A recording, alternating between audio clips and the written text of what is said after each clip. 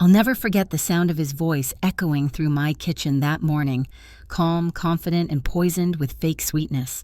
"Grace," he said, placing his coffee mug down like he owned the place. "You've had a good run here, but maybe it's time to pass the torch. Or in your case, the deed." I froze by the window, the morning light catching the trembling in my hands.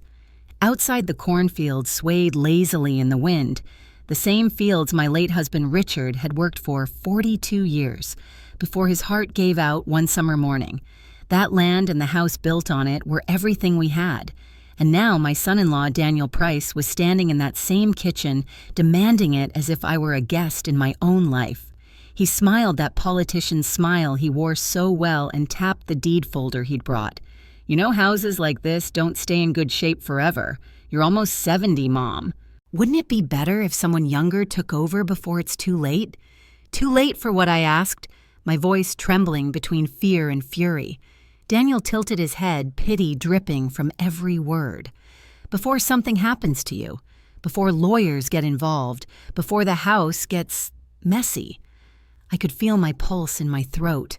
My daughter Laura sat silently beside him, staring down at her phone like she wasn't part of this ambush. I had raised her to be kind, honest, but lately I barely recognized her. Since marrying Daniel, she'd become quieter, colder, or maybe just scared of losing him. The house creaked old wood shifting like it too sensed the tension crawling up its walls. "This house is worth over $5 million, Grace," Daniel continued smoothly. "Do you even realize what that means? Taxes, maintenance, insurance, you can't handle that forever. Let us take care of it. You can live here rent-free until you can't anymore." It was the way he said "until you can't anymore" that made my skin crawl, like he was counting the days. I wanted to scream. I wanted to tell him this was my home, that Richard built this porch with his own hands, that every floorboard held our laughter, our fights, our prayers. But I couldn't. Because Laura was right there, and the look on her face, that quiet, pleading look, told me she wanted me to agree. So I said nothing. I just stared at the old wooden table between us, the same one where I'd served Thanksgiving dinner for 30 years. The one Daniel now leaned on, pretending to be my savior while plotting to erase me. "You're making a mistake," I finally whispered. "No," he said, standing up, brushing non-existent dust from his perfect shirt. "I'm fixing one." He left his business card on the counter, his real estate company's logo gleaming in gold letters. Laura followed him out, not even glancing back. When the door slammed shut, the house fell silent. Even the refrigerator hum stopped. For the first time in decades, I felt small inside my own home. That night, I sat alone in Richard's old armchair, the one that still carried the faint smell of tobacco and motor oil. My knees ached, my heart heavier than ever. The house seemed too big, too quiet, like it already knew it was being taken from me. I kept replaying Daniel's words, his false sympathy, his careful manipulation, the way he looked around like he was already redecorating. He didn't just want the house. He wanted to erase my memory from it. But here's the thing about people like Daniel, they think kindness means weakness. They forget that quiet doesn't mean powerless. And while I sat there that night staring at Richard's faded photo on the mantel, something inside me stirred. Not rage, not despair, but something colder, sharper. Resolve. I whispered to the photograph, "He thinks he's clever, Richard, but he has no idea who he's dealing with."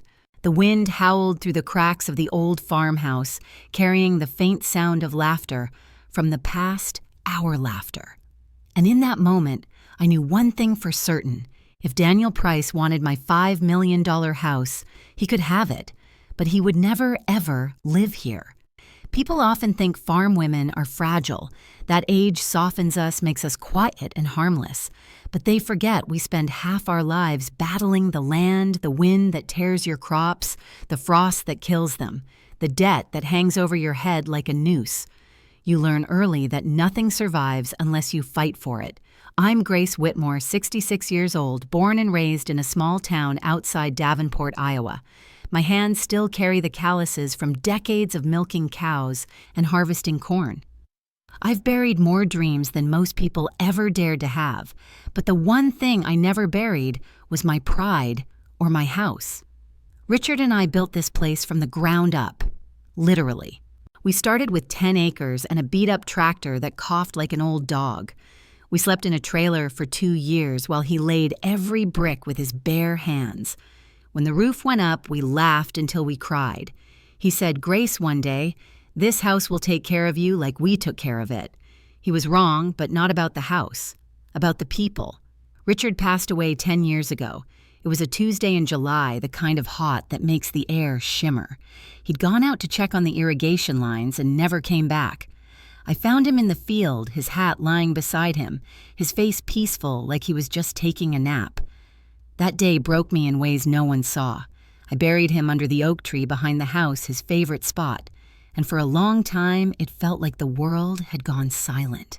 The laughter, the arguments, the smell of coffee in the mornings, all of it died with him. After his death, the house became my anchor. I poured every dollar of the insurance money into keeping it alive, repainting the walls, fixing the roof, updating the kitchen. When the market boomed, the land's value skyrocketed. Real estate agents started showing up uninvited, waving offers that would make anyone dizzy. But I always told them the same thing: this house isn't for sale. It's my husband's legacy. They'd nod politely and leave muttering about how sentimental people never last long in business. Maybe they were right, but sentiment was all I had left. Then came Laura, my only daughter, my everything. When she introduced Daniel to me, I'll admit I was relieved. He was polite, handsome, spoke like he belonged on TV. He complimented the farm, helped me fix a leaking faucet, and called me Mom from the second week. I remember telling Richard's picture. She found a good one. For a while, I believed it. They got married on our front lawn, a small ceremony with white chairs and paper lanterns swaying in the summer wind.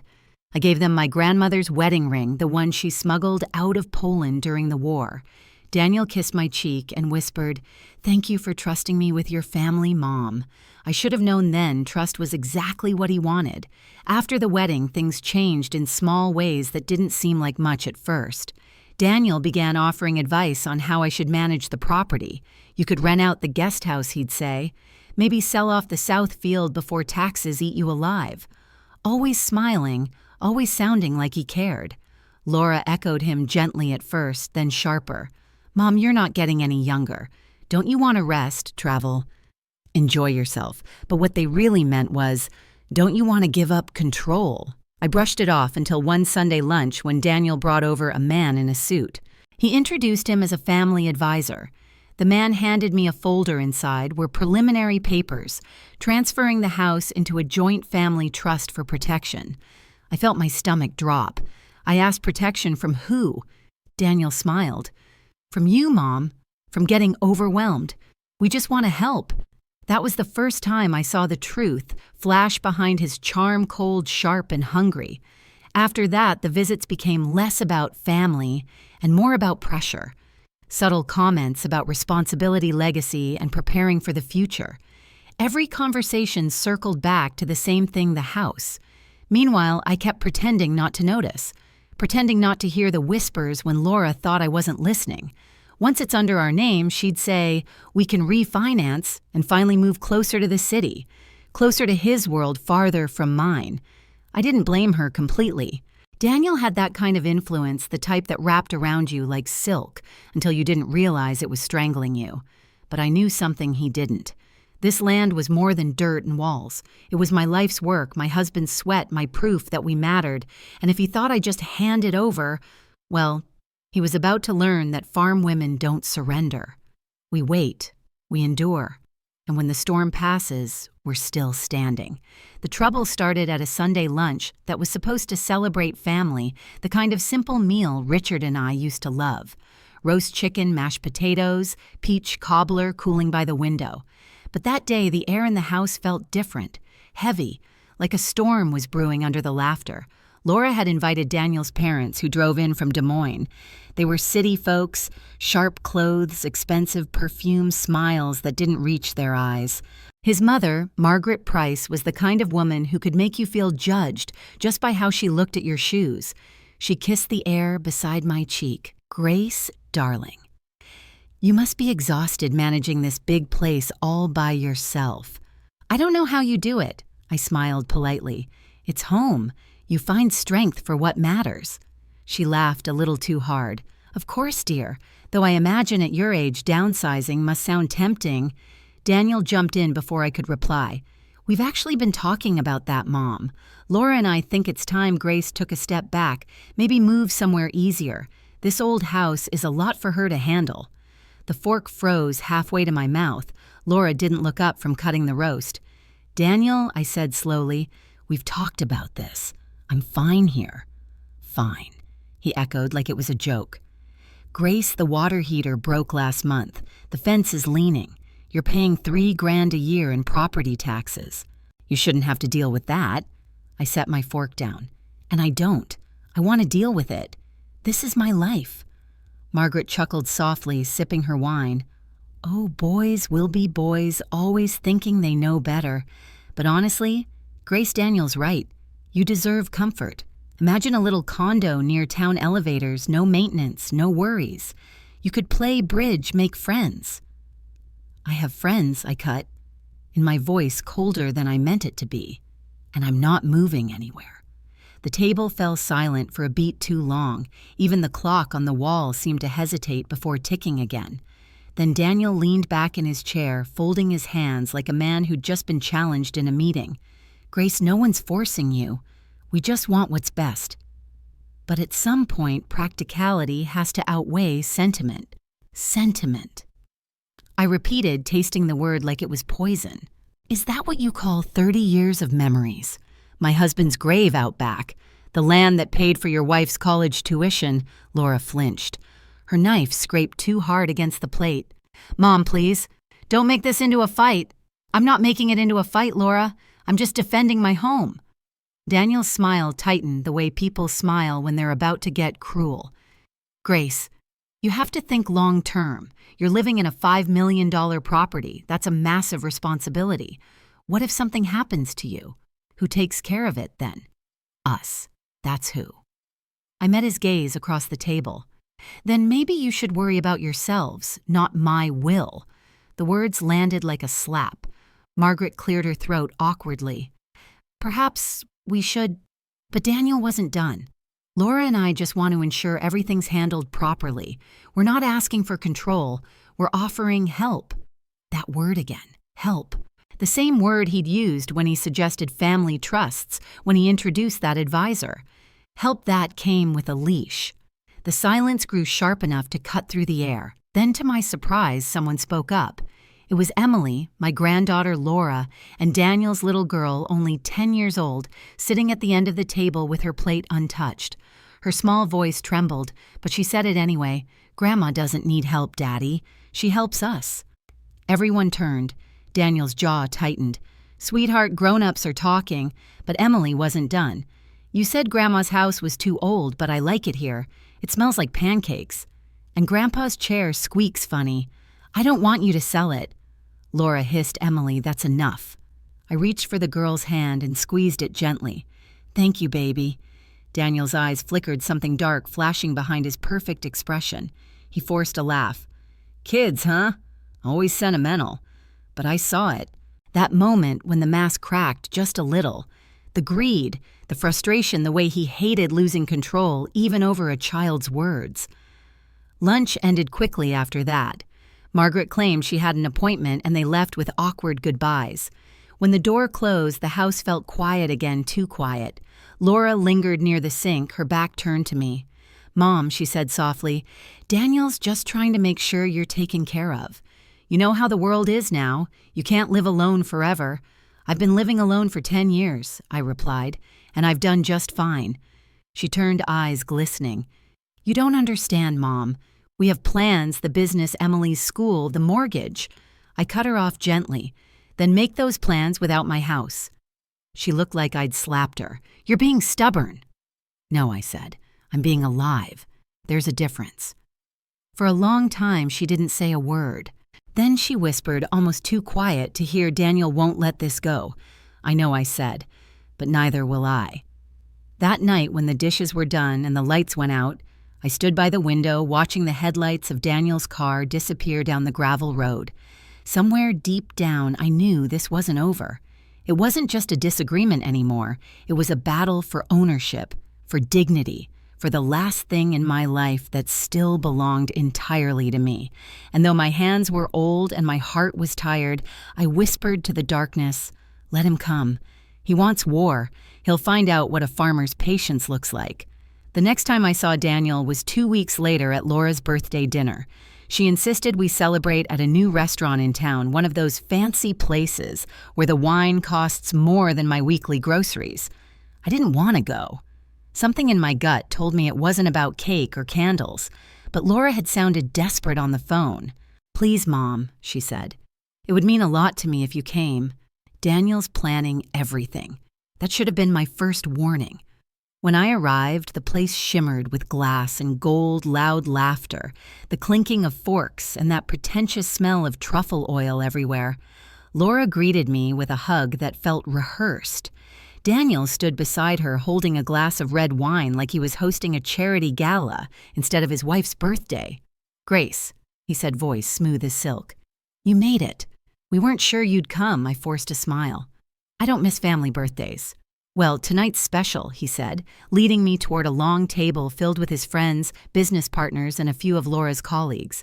"We have an announcement later. I think you'll love it." My stomach tightened. I didn't ask what it was. I already knew with Daniel surprises never meant good news. Dinner began politely enough. He made toast, cracked jokes about marriage, and bragged about some real estate deal he just closed in Cedar Rapids. Everyone laughed on cue like he was the star of his own movie. I sat quietly listening, sipping my water. The waitress offered me wine twice. I refused both times. I wanted my head clear. Then, after dessert, Daniel tapped his glass with a spoon. The sound echoed across the room like a bell calling judgment. "Everyone," he began, "thank you for being here tonight to celebrate my amazing wife." Applause. Smiles. Laura blushed, glancing down shyly, but he continued, grinning. "We also have something else to celebrate, a new chapter for our family." He reached under the table, pulled out a sleek leather folder, and laid it flat in front of him. "After months of discussion and planning, we're proud to announce that we'll soon be moving into the Whitmore estate, my mother-in-law's beautiful home. We'll be restoring it to its former glory, turning it into a modern family property." The room filled with murmurs of approval. Someone said, "That's incredible." Another added, "Such a smart investment." I just sat there frozen, staring at him. Laura's eyes darted to me, panic flickering for a second before she looked away. Daniel went on, his voice smooth, confident, rehearsed. "It's time to make that house live again. Grace has been holding on to it alone for too long, and we all agree she deserves a rest. She'll, of course, always be welcome there. We're just taking over the responsibilities." The word responsibilities landed like a punch. I felt the blood rush to my face. "You what?" I said quietly, my voice shaking. The table fell silent. Daniel smiled like a man humoring a child. "We've already started some of the legal work, Grace. Nothing's finalized, of course, yet. But once the transfer is done, we'll—" "Transfer?" I cut him off. "Transfer what exactly?" He chuckled lightly, taking a sip of wine. "Oh, come on, Mom. Let's not make this awkward. Everyone here knows it's the sensible thing. You shouldn't have to carry that burden anymore, a burden." My hands trembled under the table. "That's not a burden. That's my home. My husband built it. My life is in that house." He leaned forward, voice lowering but sharp enough for everyone to hear. "And what happens when you die in it?" "Grace. Who cleans up after who pays the bills?" Then a few people gasped softly. Even the waiter froze mid-step. Laura whispered, "Daniel, stop." But he didn't. He was enjoying himself now. "You've had a good life," he said, smiling cruelly calm.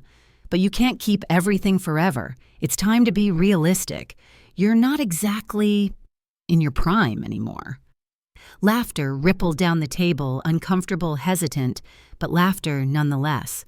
I felt my throat tighten. For a moment, I couldn't breathe.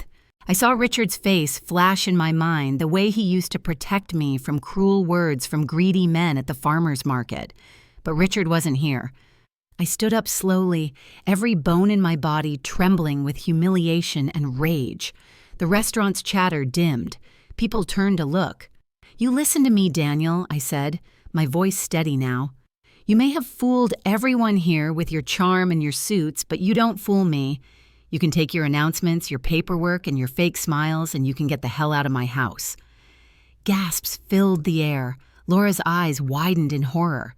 Daniel's smirk faltered just for a heartbeat. Then he laughed a low, mocking sound that made my skin crawl. Oh, Grace. Always so dramatic. Maybe it's the isolation talking. Living alone out there does strange things to people. A murmur rippled through the guests, pity mixed with gossip. Someone whispered, "Poor woman, she's losing it." That was his game, not just to steal my house, but my reputation. To make me look weak, senile, unfit. I grabbed my purse, lifted my chin, and said clearly enough for everyone to hear, "You'll regret this." He smiled, cold and victorious. "I already don't." I walked out before the tears could fall. Outside, the night air was sharp, the wind cold against my cheeks. I could still hear the laughter inside his laughter, echoing behind me like nails on glass. As I reached my old pickup truck, I realized something. Humiliation burns, yes, but it also hardens you. It forges you into steel. And Daniel Price had just lit the fire. I started the engine and drove home through the dark Iowa roads, headlights cutting through the cornfields. My hands stopped trembling halfway home. The shame turned into something else, something colder, clearer, resolve. By the time I pulled into my driveway, I knew one thing for certain. Daniel might think he'd broken me in front of his friends, but he'd only taught me how to fight quietly. And the next move would be mine. I didn't step outside for 2 days after that dinner. My phone kept buzzing Laura's name, flashing again and again, but I couldn't bring myself to answer. I sat at the kitchen table staring at the papers Daniel had accidentally left in my mailbox that morning. A thick manila envelope, neat handwriting on the front for your convenience. Grace. Inside were legal documents, property transfer drafts, power of attorney requests, and a printed email thread between Daniel and some lawyer named Carter and Sons LLP. The words blurred before my eyes. Full transfer of title upon signature. Authority to manage and sell assets. Custodial consent pending medical evaluation. Medical evaluation. That's when I realized it. He wasn't just taking my house. He was building a case to declare me unfit. That Sunday, Laura finally showed up. No warning, no apology, just the sound of her car tires crunching the gravel drive.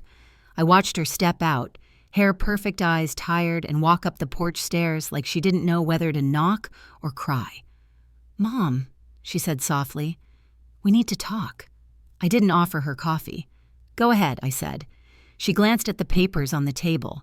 "Daniel didn't mean to upset you at the restaurant. He was just humiliating me in public, just announcing a theft before he'd even done it."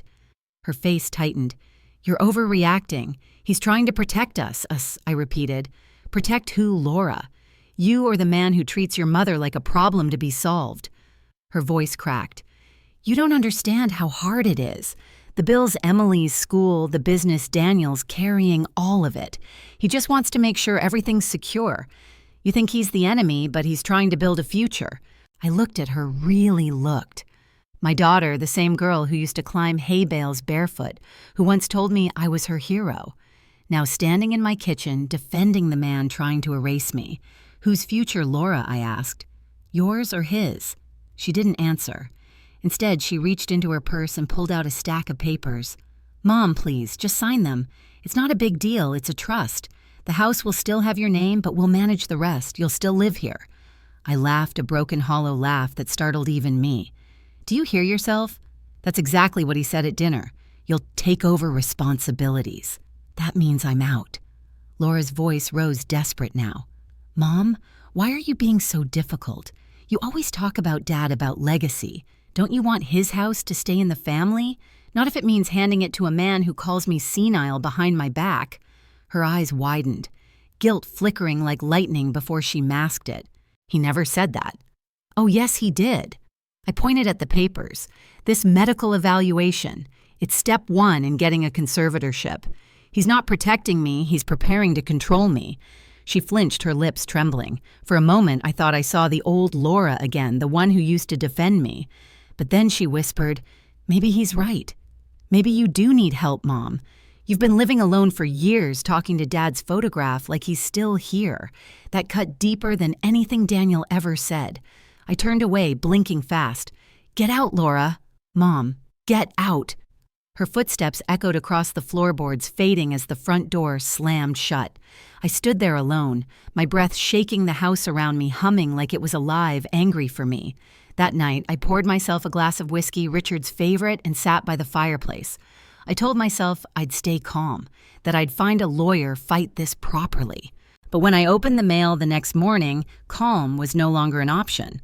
A letter from the county clerk's office, notice of property title review, transfer in process, pending verification. He'd already filed it. My name, my husband's signature, my property now listed under the Price Family Trust. My hands went numb. The coffee mug slipped from my fingers and shattered on the floor. Within a week, men in suits started visiting the property. Surveyors, contractors, and one smug appraiser who introduced himself as a friend of Daniel's. He walked around the front yard like a king inspecting new territory. "Lovely old home," he said, tapping on the porch beams. "Could use some upgrades, though." Daniel mentioned modernizing, maybe tearing down the barn, expanding the kitchen. Tearing down the barn, I snapped. "That barn's older than both of you combined." He smiled indifferent. "Progress, ma'am." Progress. That's what they called it when they stole your life. That evening, I called my bank, the same small-town branch that had known me for 40 years. I told them to freeze any accounts linked to the trust. The woman on the phone hesitated. "Mrs. Whitmore, it seems Mr. Daniel Price already updated your records. You're listed as secondary on the account now." "Secondary," I whispered. "This is my money." "I'm sorry, ma'am. The paperwork was signed last week." I hung up before she could say another word. My knees gave out and I sank to the floor, surrounded by silence and the faint ticking of the clock. Everything I had, my house, my savings, my husband's legacy, slipping through my fingers like dirt through a plow. That night, Emily called me. Her small voice cracked through the phone, full of worry. "Grandma Daddy says we're going to live in your house soon. Is that true?" I swallowed the lump in my throat. "Maybe for a little while, sweetheart, but I want you to be there too," she said. "Can I sleep in your room again when we move?" My eyes burned. "We'll see, honey. We'll see." When the call ended, I sat in the dark, the phone pressed against my heart. I felt something shift inside me, not just grief, not even anger. It was something colder, steadier. They thought they'd taken everything, but they didn't know me. They didn't know that the same patience that grows crops through storms can also grow revenge. I whispered to Richard's picture above the mantel. "They think I'm finished, but you and I both know. This house isn't done fighting yet."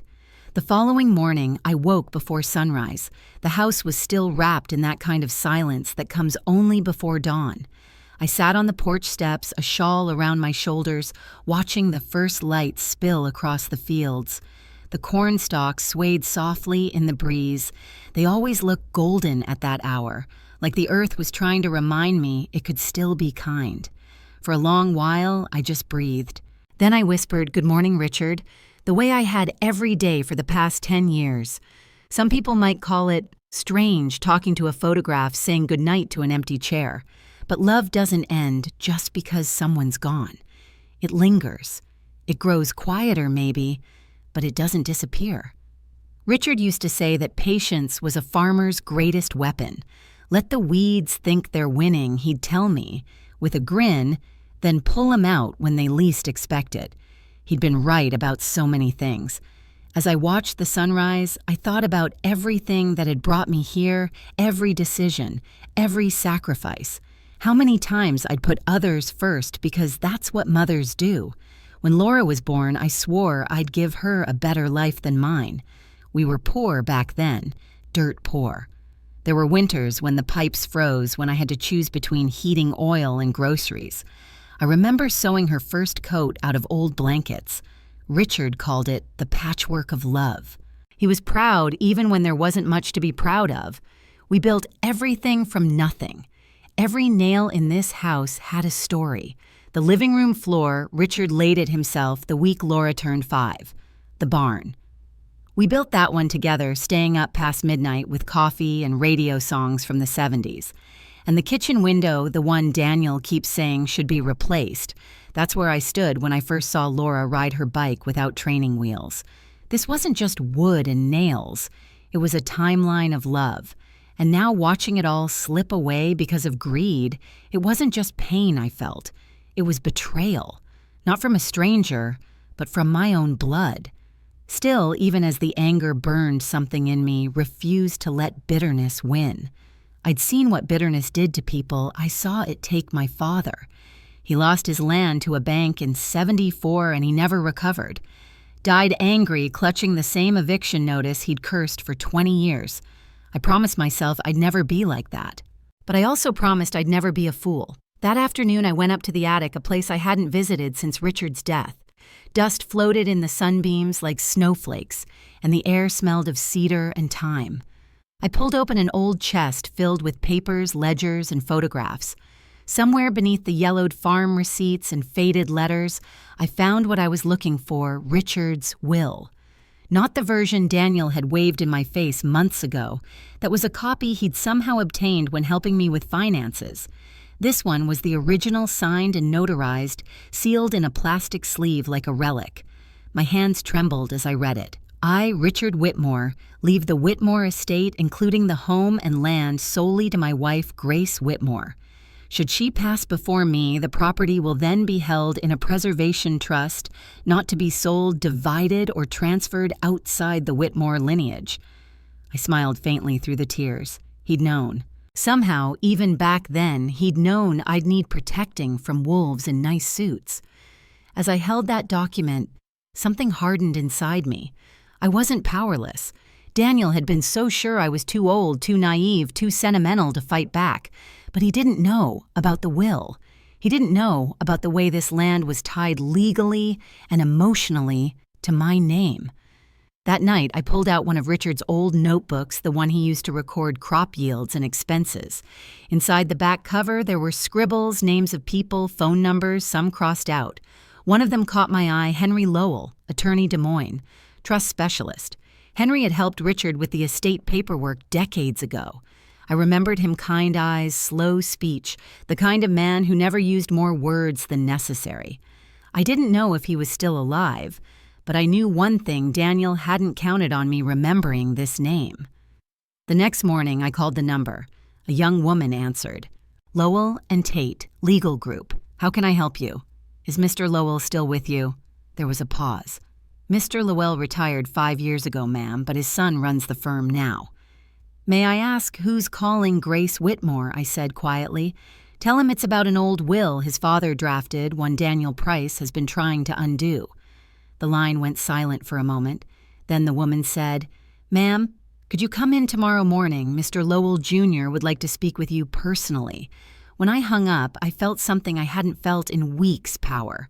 A quiet, steady pulse of it beneath the exhaustion. That evening, I made myself a cup of tea and sat by the window. The house creaked softly around me, almost like it was breathing again. I thought about Laura, about how far she'd drifted. A part of me still wanted to believe she could come back, that the girl I raised was still somewhere inside her. But forgiveness and trust aren't the same thing. One heals, the other invites the wound again. I wasn't ready to forgive yet, but I was ready to fight. I closed the notebook and whispered into the quiet, Richard, I'm going to fix this. For you, for what we built, for me.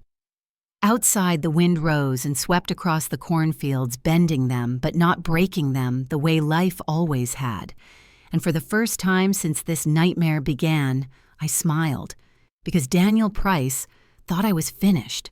But he was about to learn a farm woman never quits until the harvest is done. I arrived at the Lowell and Tate law office the next morning just after 9.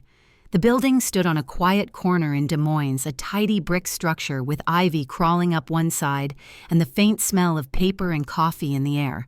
It felt old-fashioned in a comforting way, like the kind of place where people still believed in integrity. The receptionist, the same young woman I'd spoken to on the phone, smiled when she saw me. "Mrs. Whitmore, Mr. Lowell is expecting you."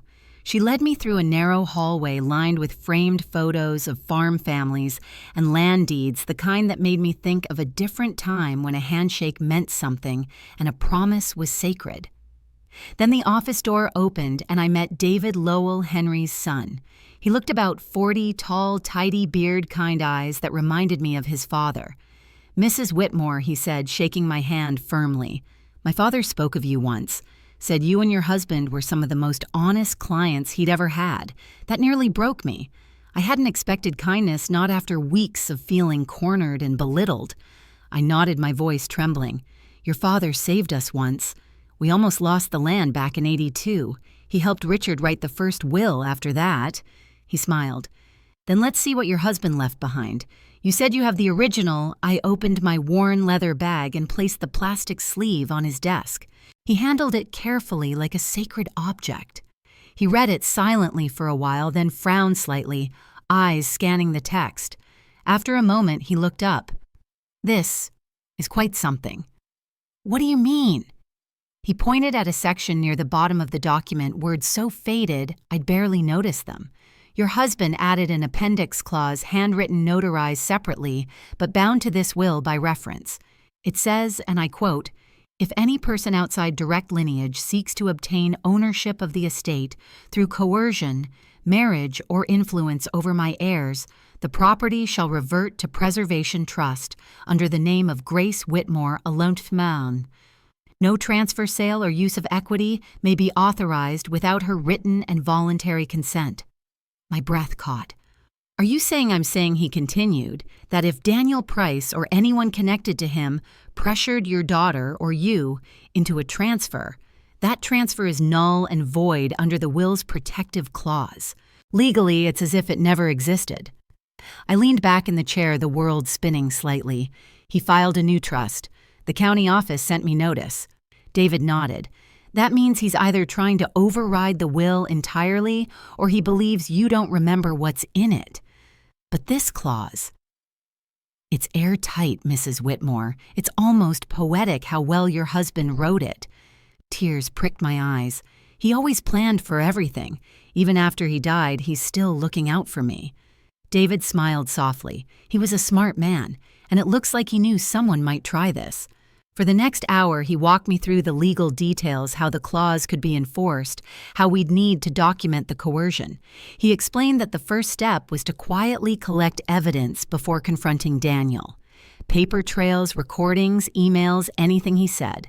Once we show coercion or intent to defraud, we can freeze the transfer and file a restraining order against the trust activity. I nodded, scribbling notes like a student. For the first time in weeks, my fear began to shift into focus, into strategy. As I stood to leave, David handed me a small envelope. "This is a certified copy of your husband's will. Keep it somewhere safe, not at home. And Grace." "Yes," he smiled. "Don't let them know you've been here. Not yet." The drive home felt lighter somehow, though the sky was gray and the wind sharp. I stopped by a diner halfway back, ordered black coffee, and sat in a corner booth with my thoughts. That's when I heard a voice behind me, an older man in a cap talking to the waitress. "You know that Price fella," he said. "Bought the old hardware store downtown. Been bragging he's getting his hands on the Whitmore farm next month. Said the paperwork's practically done." I froze mid-sip. The waitress laughed nervously. "That farm Grace still lives there." He shrugged. "Not for long, if you believe him. Said it's worth $5 million easy. Gonna flip it to some Chicago investors. Flip it. That word hit me like a thunderclap. So that was his plan, not to live there, not to keep it in the family, but to sell it off the moment I was gone. My life's work turned into another business transaction. I left a few bills on the counter and walked out, my hands trembling, heart pounding. By the time I got home, I knew what I had to do. I found my old phone, the one Daniel had forgotten existed, and started recording everything. Every voicemail, every text he'd ever sent about helping me, every email he'd asked me to just sign quickly. Then I called Emily, my granddaughter. "Sweetheart, can you do me a favor? Don't tell Mommy or Daddy, okay?" Her little voice was soft. "Okay, Grandma." I need you to help me find the folder Daddy keeps in his office, the one with all the house papers. Can you see if it's still there?" she whispered. "It's in his bottom drawer, the black one, but he locks it." "Thank you, baby." That's all I needed to know. That night I couldn't sleep. The wind howled through the cracks again, and every creak of the house sounded like Richard whispering, "Keep going."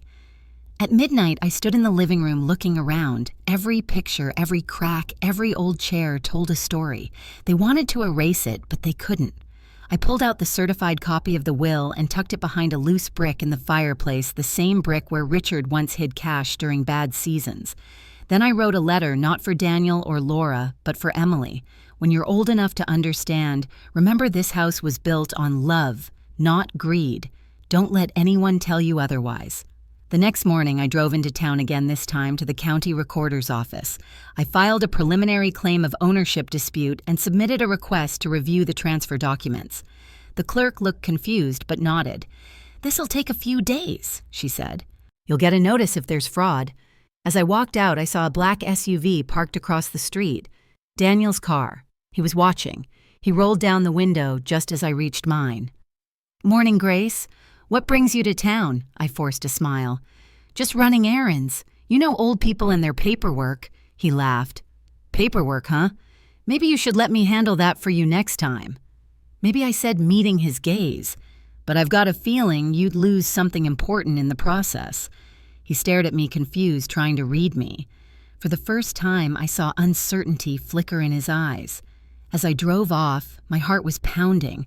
Not from fear this time, but from adrenaline. I had the will. I had the law on my side, and soon I'd have proof. The storm hadn't broken yet, but the wind was changing direction. For the next few weeks, I played my part. I acted slower, more forgetful, more fragile than I really was. When Daniel called, I made sure to let my voice tremble just enough. When Laura dropped by, I pretended to be confused about the paperwork she mentioned. Let them believe what they wanted, that I was a tired old woman slipping into fog. Because while they saw weakness, I was building something they couldn't see. I started small. Each evening after dinner, I'd sit at the kitchen table with my cup of tea, an old notebook open in front of me. To anyone passing by, I probably looked like a lonely widow writing in a journal. But inside those pages, I documented every detail, dates, times, visitors, even snippets of conversation. Every phone call, every letter, every lie. I also installed a small voice recorder under the kitchen counter, one Daniel himself had given me last Christmas, bragging about how easy it made note-taking. "You could use this to record your grocery lists," Grace, he'd said. Well, I used it all right, just not for groceries.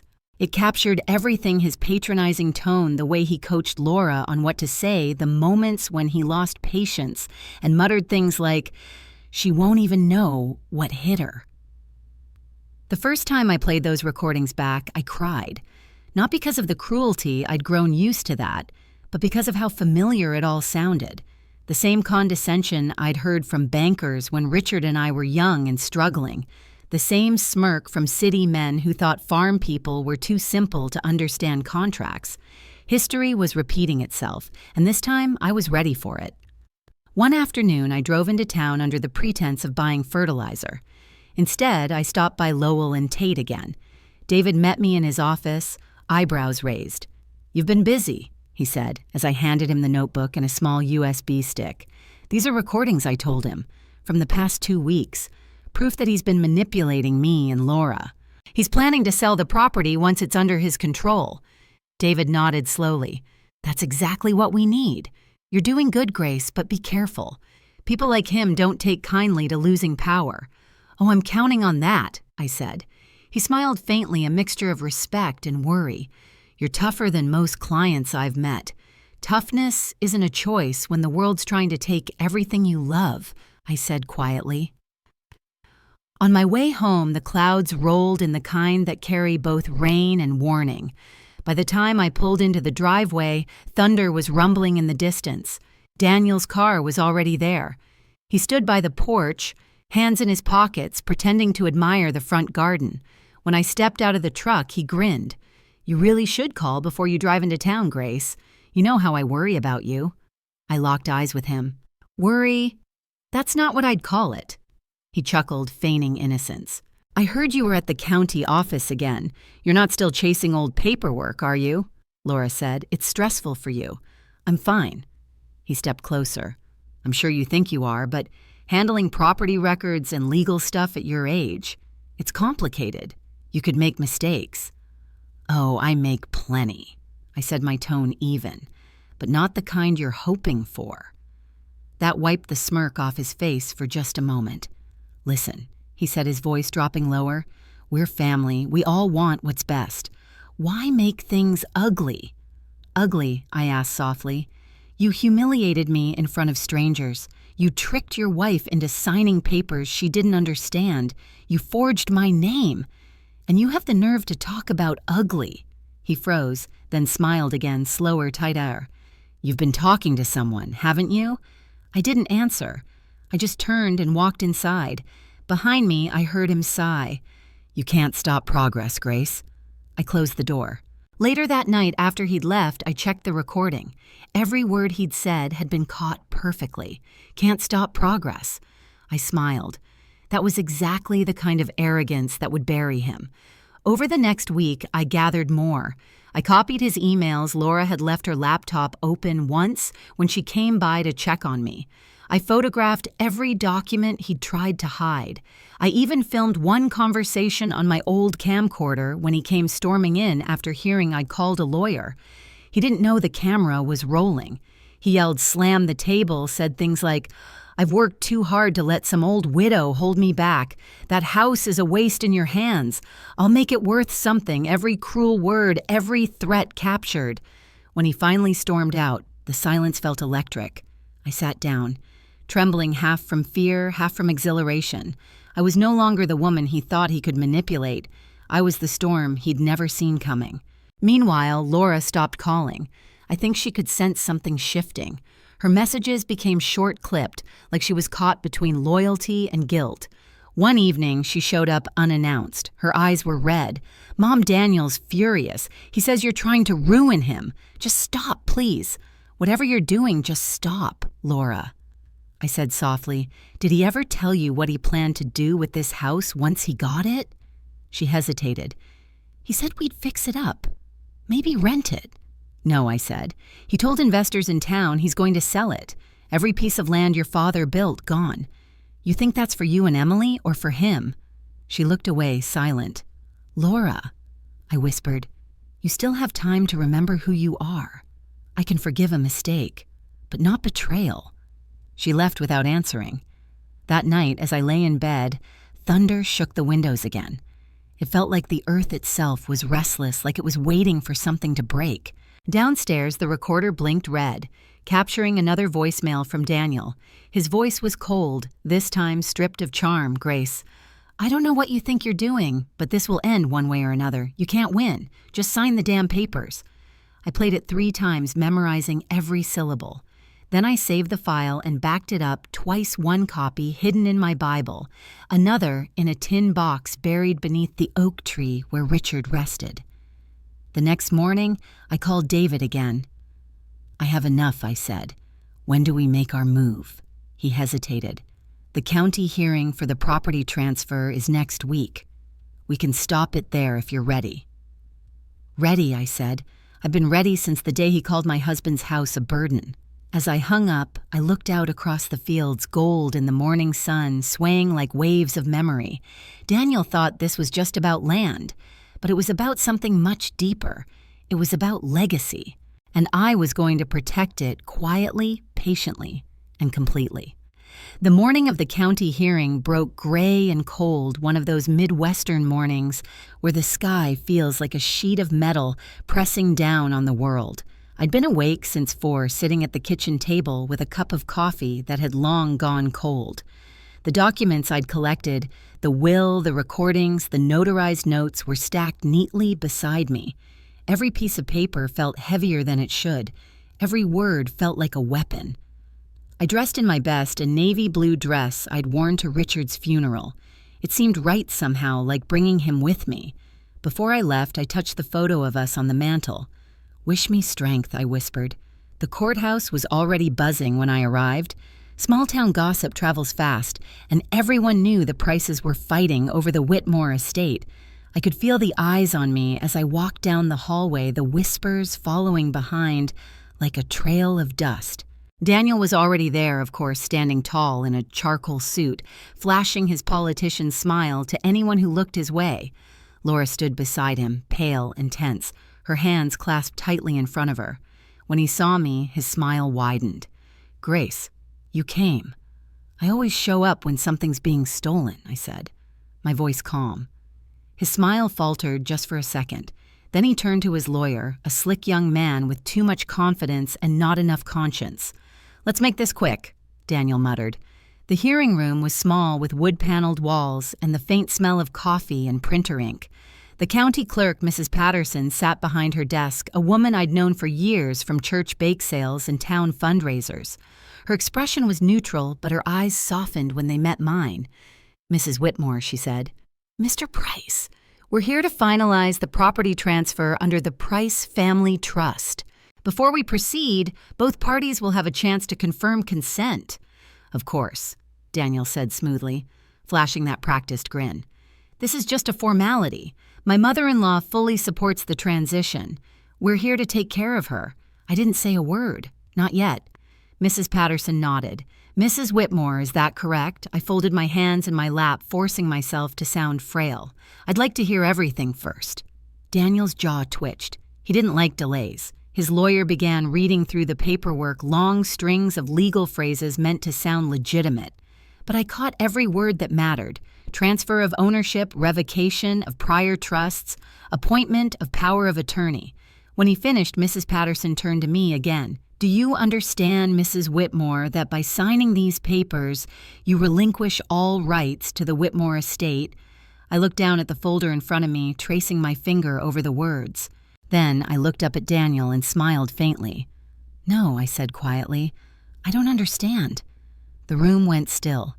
Daniel leaned forward. "Grace, please. We've talked about this 100 times.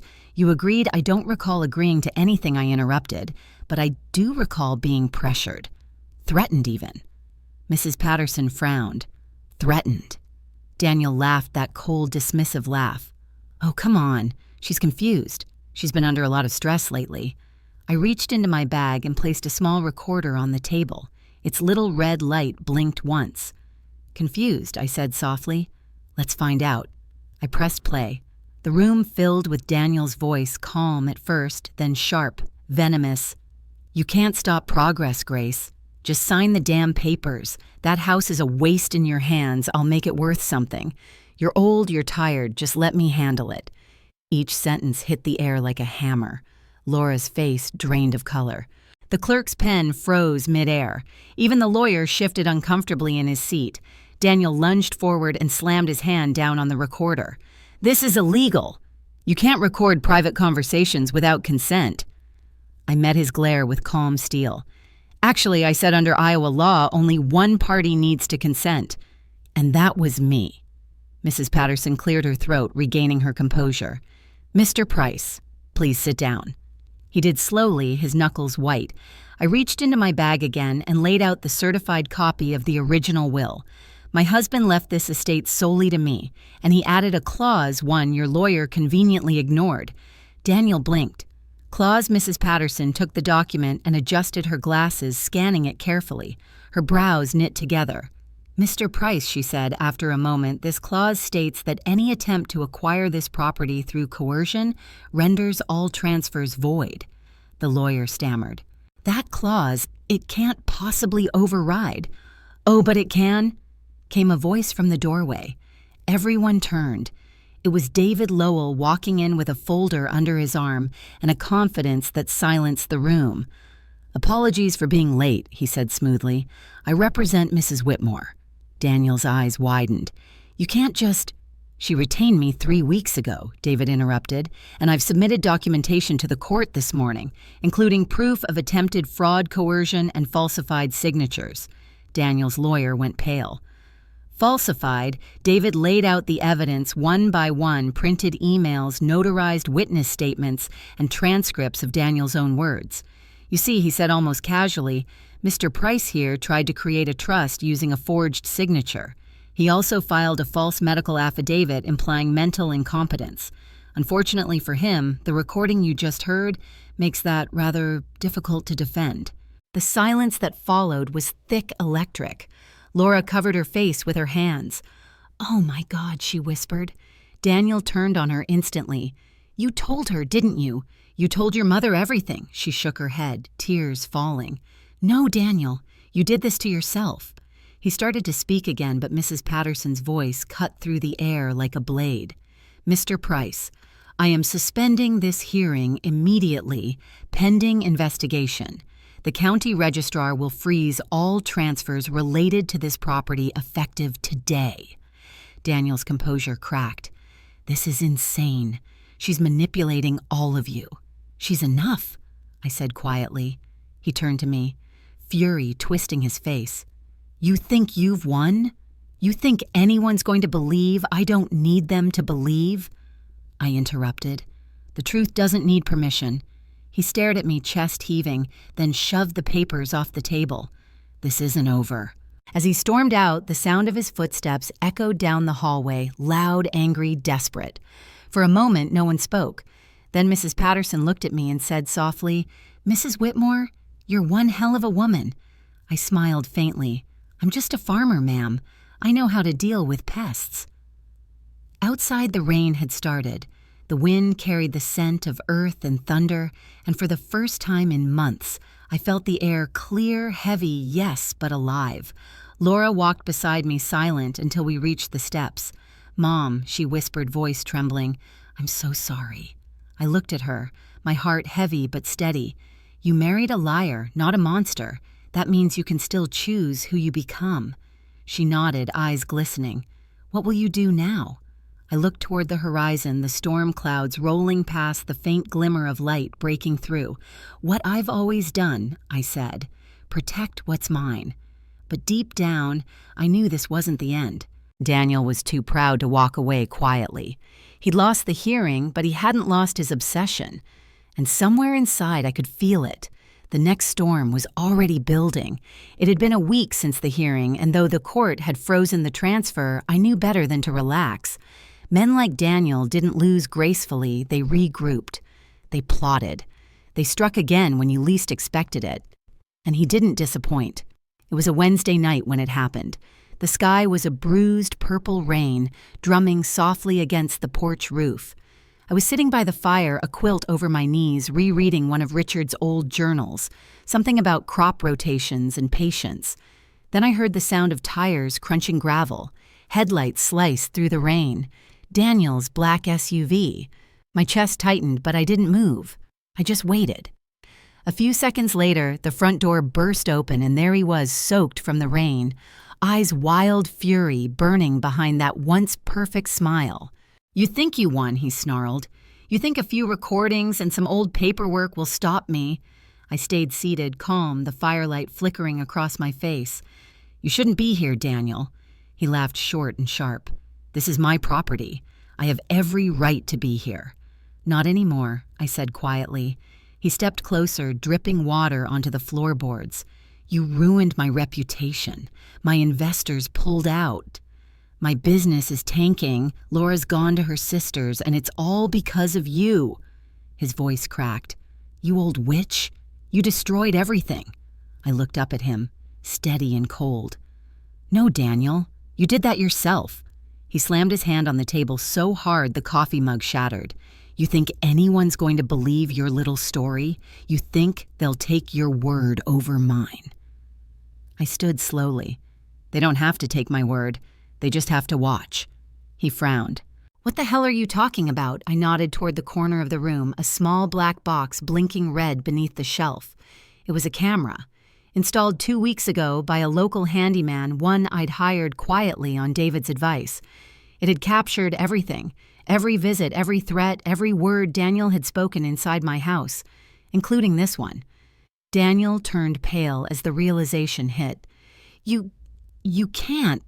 "I already did," I said. Every moment you were here has been backed up and sent to my attorney. David told me to prepare for this. He said you'd come back angry. He lunged toward the camera, ripping it off the wall, but it was too late. You think this changes anything? He hissed. I'll deny it all. I'll tell the police you're delusional. Then maybe, I said softly, you should call them yourself. He froze. Because outside, the faint wail of sirens was growing louder. I called the sheriff's office 20 minutes before he arrived, told them I had reason to believe my son-in-law was violating a no-contact order. David had helped me file it right after the hearing. By the time the deputies' flashlights cut through the rain, Daniel was pacing like a trapped animal. When they stepped inside, he tried to smooth his tone to charm them to play the victim. Officers, he said, forcing a smile, this is a misunderstanding. My mother-in-law has been confused lately. I was just one of the deputies. Sheriff Allen cut him off. We've got an audio warrant, Mr. Price.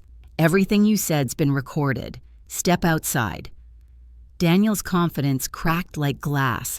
You can't. You don't. Now, the sheriff said firmly. He turned to me then, and for the first time, I saw fear in his eyes. Not the kind that makes you lash out, but the kind that comes when a man realizes the game's over. You set me up, he whispered. No, I said. You set yourself up. I just pressed record. They let him out in handcuffs as the rain poured harder, soaking through his expensive suit. Laura arrived minutes later, headlights cutting through the storm, and when she saw him being loaded into the car, she ran toward me, face pale and trembling. Mom, what happened? I sighed, my voice barely a whisper. Justice. That's what happened. She covered her mouth, tears spilling. He forged your signature, didn't he? And a few others, I said. The county discovered a trail of false filings under his name. He was using the farm as collateral for personal loans. He would have lost it to the bank in less than a year. She sobbed. Oh my God. I placed a hand on her shoulder. I don't hate you, Laura, but I hope you finally see what he really was. I do, she said, voice cracking. I was so blind, Mom. I thought he loved us. People like him only love control, I said gently. Once they lose it, they unravel. The deputies drove off their lights, fading into the rain. Laura stayed the night in her old room, the one with faded yellow wallpaper and pictures of her childhood still taped to the wall. I heard her crying softly long after the house went quiet. The next morning, Sheriff Allen came by again. We've got enough to charge him with fraud, forgery, and coercion, he said. You'll be hearing from the state soon. You did good, Grace. Not many people would have had the guts to pull this off. I smiled faintly. You'd be surprised what an old woman can do when someone threatens her home. When he left, the silence settled again. But this time, it wasn't heavy. It was peaceful. Later that afternoon, David called. It's done, he said. The will's fully reinstated and the court will issue a permanent injunction. He won't be able to come near you or the property again. Thank you, David, I said quietly. You've given me more than legal help. You gave me my dignity back. He chuckled softly. No, Grace. You did that yourself. After the call, I stepped outside. The storm had passed. The air smelled of wet earth and lilacs, and the sun was breaking through the clouds. I walked toward the oak tree where Richard rested the ground soft beneath my feet. I knelt there, pressing my hand against the damp grass. It's over, love, I whispered. He won't touch our home again. The wind moved through the leaves, gentle like a sigh. As I turned to go back inside, I noticed something glinting near the base of the tree, the small tin box I'd buried weeks ago. I dug it up, brushed off the dirt, and opened it. Inside were the USB drives, the letters, the copy of the will, and the note I'd written for Emily. I smiled and whispered, Not yet, sweetheart. Not yet. Because I wasn't done teaching. There was still something my granddaughter needed to learn, that family wasn't about blood, it was about truth. And truth once buried always finds its way to light. That evening, Laura and Emily joined me for dinner. For the first time in years, the house felt full again. Laughter, warmth, the smell of apple pie in the oven. When Emily ran to hug me goodnight, she whispered, Grandma, are we safe now? I kissed her forehead. Yes, baby, we're safe. Then I added quietly, and we're stronger. As the sun set behind the fields, I stood on the porch, watching the last light spill across the land Richard and I built, land that had weathered storms, greed, and betrayal, and still stood tall. Daniel Price thought he could take everything. He forgot one thing: this house wasn't just mine. It was me. And I don't break easy. Word travels fast in small towns and faster still when the mighty fall. Within a week, the whole county knew that Daniel Price, the charming, ambitious real estate man who'd always worn tailored suits and spoke like success itself, had been arrested for fraud. They ran his mugshot on the front page of the Davenport Chronicle. The headline read, "Local Developer Faces Charges in Multi-Property Forgery Scheme." I sat at my kitchen table the morning the paper came out, coffee steaming, beside me staring at his picture. His perfect hair was matted, his confident grin replaced by something hollow and terrified. For a long moment I just looked, and then I laughed. Not cruelly, not even loudly, but with the quiet disbelief of someone who's finally watching justice do what it was always meant to do. It wasn't just my property he'd targeted. As the investigation unfolded, more victims came forward: 3 elderly homeowners, 2 widows, and a disabled veteran who'd trusted Daniel with refinancing his land. He'd used the same tactics: sweet talk, fake concern, and falsified documents. He'd been building his empire on the backs of people too polite to suspect betrayal. But that empire was crumbling now. His company, Price Realty Group, collapsed within days. Investors pulled out. Employees resigned. The local bank froze all accounts tied to his name. The man who once strutted through town, shaking hands and winking at waitresses, couldn't even walk into the diner without whispers chasing him. I heard one of the waiters say, "He used to tip like a king. Now he's begging for mercy." I didn't rejoice, not exactly. I'd been angry, humiliated, broken. But this was balance. I remember the day of his sentencing hearing vividly. The courthouse was packed: townsfolk, reporters, curious faces, hungry for the downfall of a man who'd pretended to be perfect. Laura sat beside me, her face pale and unreadable. Emily stayed home. She was too young for this. When they brought Daniel in, he looked smaller somehow. His expensive suit hung loose on him, his wrists bound in cold steel. For the first time, there was no smile, no charm, just a man stripped bare. His lawyer made a plea deal: 18 months in federal prison and 5 years of probation for fraud, forgery, and coercion. He'd forfeited his assets, including 2 rental properties and his business shares. When the judge asked if anyone wished to make a statement, Daniel stood, cleared his throat, and turned toward me. "Grace," he said quietly, "I never meant to hurt you. I just wanted to build something for our family." I met his gaze without blinking. "You can't build anything worth keeping out of lies, Daniel. Everything you built was a cage and you locked yourself inside it." He lowered his eyes. The judge nodded solemnly, then banged the gavel. Case closed. And just like that, it was over. Outside, reporters swarmed, shouting questions.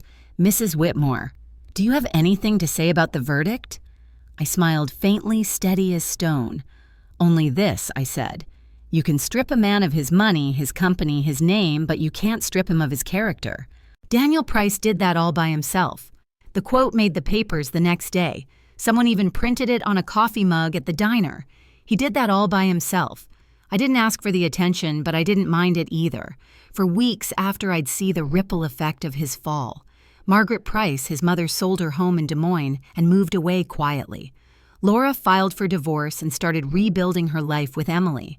She found work at the local library and began coming by more often, helping me in the garden, cooking Sunday dinners like she used to when she was little. At first, our conversations were careful, walking on glass, but over time, the space between us softened. One evening, while we were shelling peas on the porch, she said, "Mom, I still can't believe I let him do all that." I looked at her, the late sunlight catching in her hair. "He didn't do it because you were weak, Laura. He did it because he thought love makes people blind. But real love, it wakes you up." She smiled through tears. "I'm awake now." And she was. I saw it in the way she stood. Taller, spoke firmer, even laughed again. For the first time in years, she sounded like herself. Daniel wrote letters from prison. The first one came 2 months after sentencing. It was 4 pages long, full of apologies, excuses, and self-pity. I read the first line, then burned it in the fireplace. The second letter came weeks later, addressed to Laura. She read it silently, then tore it in half. "He says he's found God," she muttered. "Funny how people always find God when they lose everything else." I didn't reply. Some lessons can't be taught, they have to be lived. By autumn, life on the farm had found its rhythm again. The fields were golden, the air crisp, and the house finally felt alive. Laughter in the kitchen, the smell of apple pies cooling on the windowsill, Emily's giggles echoing down the hall. One afternoon, while I was hanging laundry, old Mr. Harper from the post office stopped by. "Grace," he said, "you heard the news.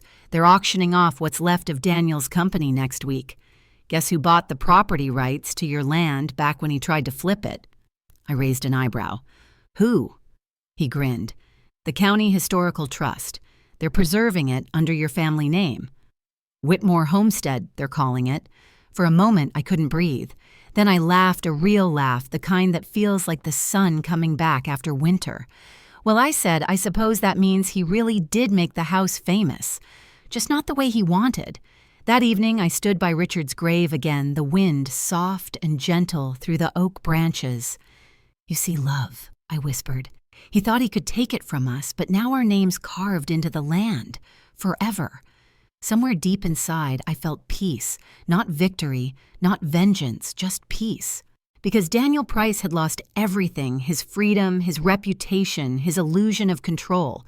And I had lost nothing that mattered. The house stood tall behind me, the porch light glowing warm in the dusk. From inside, I heard Emily calling Grandma dinner's ready. I smiled and whispered to the wind, "Justice served with a side of mashed potatoes, your favorite."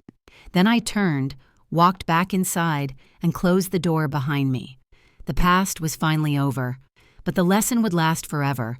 You can rob a woman of her comfort, her pride, even her money, but never her will to fight for what's rightfully hers. Winter came early that year. Frost crept across the windows like lace, and the cornfields outside stood bare and silent beneath a gray Midwestern sky. The air smelled of wood smoke and snow, the scent of endings, but also of peace. It had been almost a year since the night Daniel Price was led away in handcuffs, shouting into the rain. Since then, the world had slowly stitched itself back together, not perfectly, but enough to feel whole again. The house was quiet now, but not empty. It was the kind of quiet that carried warmth. The ticking of the old clock, the hum of the fireplace, Emily's laughter echoing faintly from upstairs. Life had found its way back here, soft and steady, like spring grass pushing through frozen ground.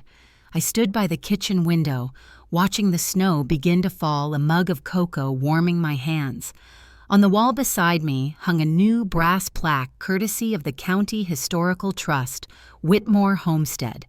Established 1978, preserved in honor of Richard and Grace Whitmore, whose integrity and perseverance built a legacy of love and strength. Every time I looked at it, I felt a rush of pride. Not because of the recognition, but because of what it meant that the story of this land of our struggle and our love would outlive both of us. Laura came into the kitchen, her hair tucked into a wool scarf, cheeks flushed from the cold. "You're up early again," she said, smiling. "Old habits," I replied. "The farm taught me to greet the morning before it gets a head start." She poured herself a cup of coffee and leaned against the counter. "You know the trust's planning to turn the old barn into a community center. They want to call it the Grace Room." I raised an eyebrow. "Sounds like a fancy way of saying the place where everyone leaves their muddy boots." She laughed, a soft, genuine laugh I hadn't heard in years. Maybe. But it's fitting.